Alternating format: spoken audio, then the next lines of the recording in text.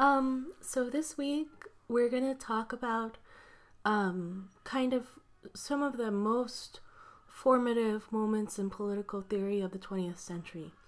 Robert Nozick is a very famous, or was a very famous philosopher of political theory, and he kind of came up with the most precise and concise explanation of, I guess, what if we were looking for a political analog, libertarianism is.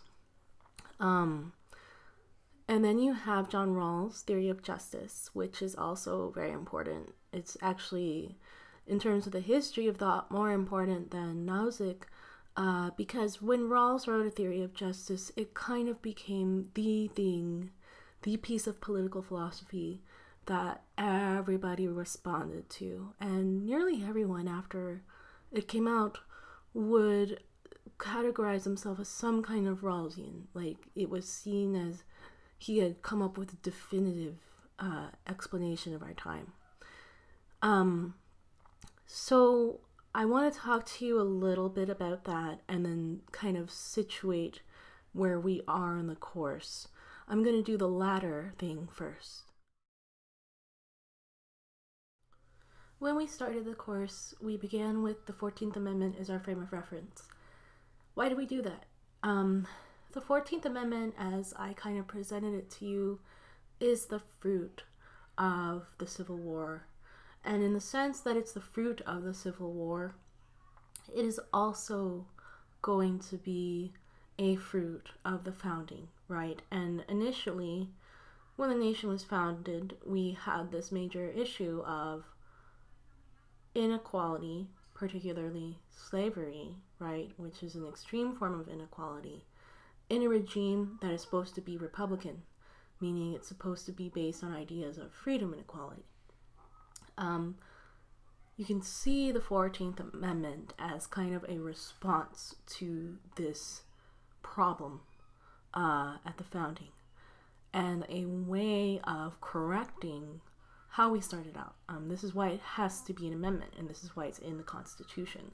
Sometimes I worry you guys think I might emphasize the Constitution too much, but what we really see, I think, once we hit the time of the Civil War, is the sense in which our Constitution is the framework of all of our political disagreements. Doesn't mean it's necessarily the source of those disagreements, but it's the framework which we work them out in, and kind of where we work out our notions of freedom and equality and justice. So that is why we keep looking at it. And we spent some time looking at the 14th Amendment generally. We spent time looking at it as a kind of atonement for the mistakes of the founding. We spent time looking at it from an economic perspective, and then we moved on to the progressive era, and you can kind of see how the progressive era is responding to themes or tensions of the 14th Amendment. Okay, and they're recurring themes, right, because we've all seen how these progressive thoughts are still with us, just with new people who expound them. So then what we're moving on to now are more contemporary discussions of these same kind of questions.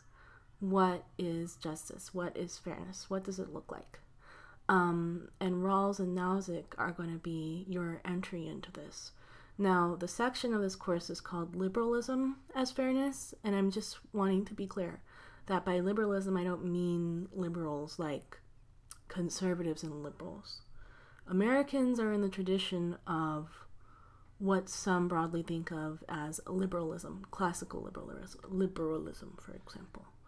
It's a kind of way of thinking about politics that puts emphasis on the rule of law, individual rights, and also on kind of voting and enfranchisement and freedom of discussion. That's probably the best way to put it. So that framework is one that we tend to operate within whatever part of the political spectrum we're on. So when I say liberalism, that's what I mean. So then the question becomes, okay, in a liberal society, in a free society, how do we handle the problem of inequality? And Nozick and Rawls give two really different answers. Now let's just focus a little bit on Nozick and Rawls.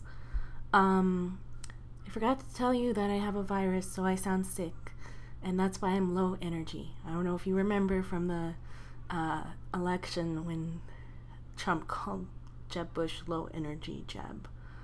And then Jeb would say, please clap after his talk. So please clap after my talk. I think that what you want to focus on for your readings today, both Rawls and Nozick are in the vein of what is called analytic philosophy. And if you're coming from a philosophical background, you know what that means.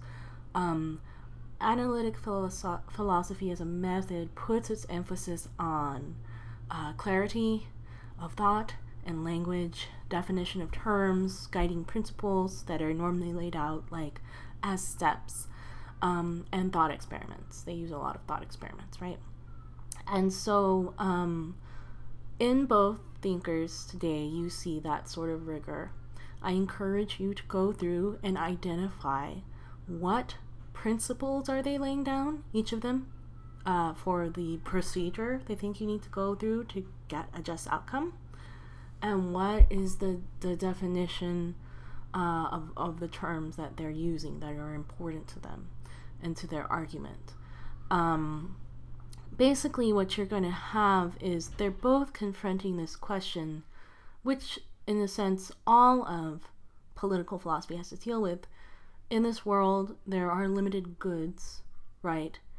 Limited resources, limited time, and even some might say limits of access to power. And the question becomes, how do you distribute that in a way that is just? And Rawls and Nozick give two very different answers. Rawls is going to say that a just system always makes sure that the bottom line for the person who is least advantaged is maximized. Nozick is not going to make that kind of caveat. In fact, he'll say the opposite.